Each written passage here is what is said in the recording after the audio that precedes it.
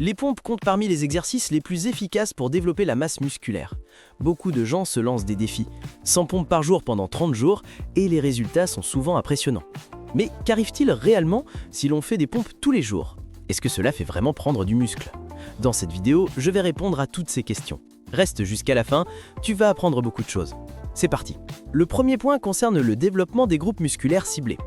Les pompes sollicitent avant tout les pectoraux. Internet regorge d'histoires de personnes ayant vu leur poitrine se transformer en seulement 30 jours.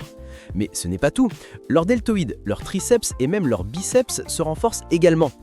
Cela semble paradoxal car triceps et biceps sont des muscles opposés. Si le triceps se travaille, comment le biceps peut-il être recruté en même temps? Le triceps sert à étendre le bras au niveau du coude, exactement ce que l'on fait en poussant. Le biceps, quant à lui, a un autre rôle dans cet exercice. Il aide à ramener le bras vers le torse. Les pompes sont donc un mouvement polyarticulaire complet qui sollicite une bonne partie du haut du corps. En plus des changements visibles dans le miroir, ton endurance va augmenter. Tu toléreras mieux d'autres efforts physiques et tu amélioreras le fonctionnement de ton système respiratoire et cardiovasculaire. Tu profiteras aussi d'une hausse d'endorphines. Bref, tu te sentiras plus énergique et de meilleure humeur. Mais faut-il faire des pompes tous les jours jusqu'à l'épuisement? Beaucoup de gens enchaînent les séries quotidiennes jusqu'au point de rupture.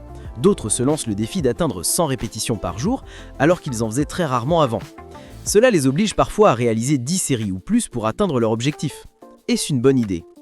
Faire des pompes à l'échec tous les jours est une erreur. Tu risques le surentraînement, l'augmentation des hormones cataboliques et une récupération insuffisante.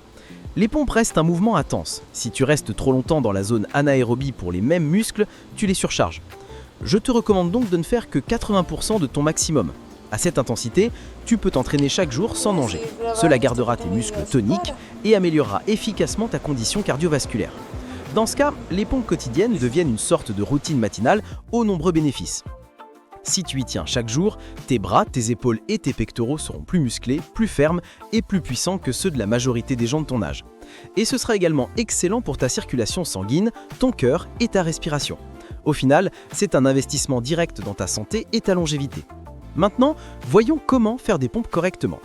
La position du bassin est essentielle. Ton corps doit rester aligné, comme une planche. Ni les fesses ni la tête ne doivent dépasser. Ensuite, applique la règle des 90 degrés. En descendant, tes bras doivent former un angle droit par rapport au buste. En remontant, tends presque complètement les bras.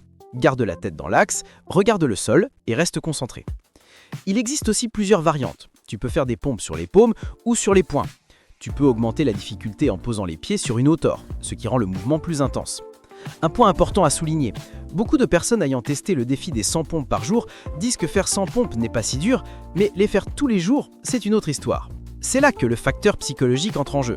Si tu te fixes cet objectif, divise la quantité en petites séries, par exemple 5 séries de 20. Évite absolument les séries jusqu'à l'échec au quotidien. Si 100 répétitions par jour te semble trop difficile, commence avec 20 pompes par jour, réparties en plusieurs petites séries, tu progresseras quand même. Internet regorge de vidéos montrant des transformations spectaculaires avec 100 pompes par jour pendant 30 jours. Mais tu obtiendras de meilleurs résultats et préserveras mieux ta santé en évitant le surentraînement. Alors, faut-il faire des pompes? Oui. Faut-il le faire intelligemment? Sans aucun doute. D'ailleurs, dites-moi en commentaire combien de pompes faites-vous en une seule série? Je suis curieux de vous lire. Je vous invite aussi à découvrir les autres vidéos de la chaîne, les liens apparaissent maintenant à l'écran. Si cette vidéo vous a plu, n'oubliez pas de liker et de vous abonner. À très bientôt!